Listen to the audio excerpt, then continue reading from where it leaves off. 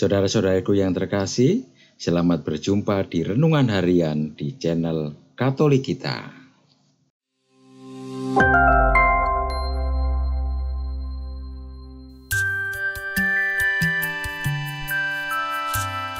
Hari ini, Minggu 10 September 2023, Pekan Biasa ke-23.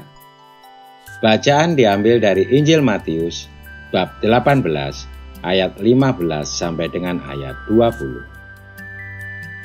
Sekali peristiwa, Yesus berkata kepada murid-muridnya, "Apabila saudaramu berbuat dosa, tegurlah dia di bawah 4 mata. Jika ia mendengarkan nasihatmu, engkau telah mendapatkannya kembali.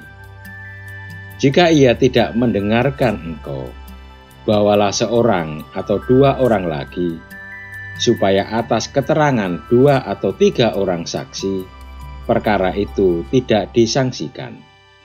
Jika ia tidak mau mendengarkan jemaat, sampaikanlah soalnya kepada jemaat. Jika ia tidak mau juga mendengarkan jemaat, pandanglah dia sebagai orang yang tidak mengenal Allah, atau seorang pemungut cukai. Sesungguhnya, aku berkata kepadamu, apa yang kamu ikat di dunia ini akan terikat di surga, dan apa yang kamu lepaskan di dunia ini akan terlepas di surga. Lagi pula, aku berkata kepadamu, jika 2 orang dari antara kamu di dunia ini sepakat meminta apapun juga, permintaan mereka itu akan dikabulkan oleh Bapa-Ku yang di surga. Sebab di mana 2 atau 3 orang berkumpul dalam nama-Ku, di situ Aku ada di tengah-tengah mereka." Demikianlah sabda Tuhan. Terpujilah Kristus. Saudara-saudariku yang terkasih, Katekismus mengajarkan bahwa buah kasih adalah kegembiraan, perdamaian, dan kerahiman. Kasih menghendaki kemurahan hati dan teguran persaudaraan.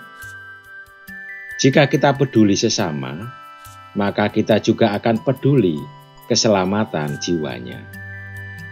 Terhadap sesama, kita tidak hanya mengatakan hal-hal yang menyenangkan, tetapi juga perlu berani menegur atau menasehati supaya mereka berhenti melakukan kejahatan dan mulai berbuat baik.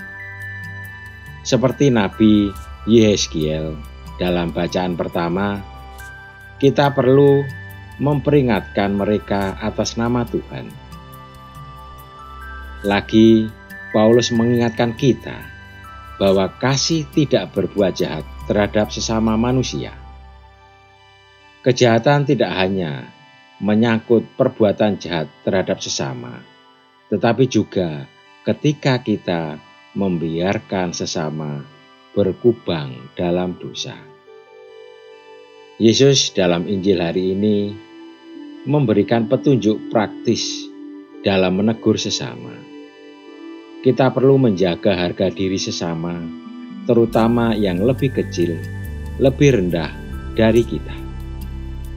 Kita tidak boleh mempermalukan dia di depan orang banyak. Kita menegurnya dengan sikap bersahabat. Jika tidak berhasil, kita dapat meminta yang lebih bijak atau kompeten untuk menasehatinya. Akhirnya kita mendoakan dia supaya dia bertobat. Agar teguran dan nasihat kita tidak mubazir, kita perlu memeriksa diri juga. Jangan sampai kita menuntut orang lain berubah, tetapi kita sendiri tidak pernah berusaha untuk berubah. Itu namanya munafik. Jadi, sementara kita saling menjaga, kita juga harus bertobat. Marilah kita berdoa. Ya Tuhan, buatlah kami rendah hati dan bijak, ketika kami menegur sesama. Amin. Saudara-saudariku yang terkasih, terima kasih atas kebersamaannya di dalam renungan harian ini. Kita akan berjumpa kembali di renungan harian berikutnya. Berkah dalam.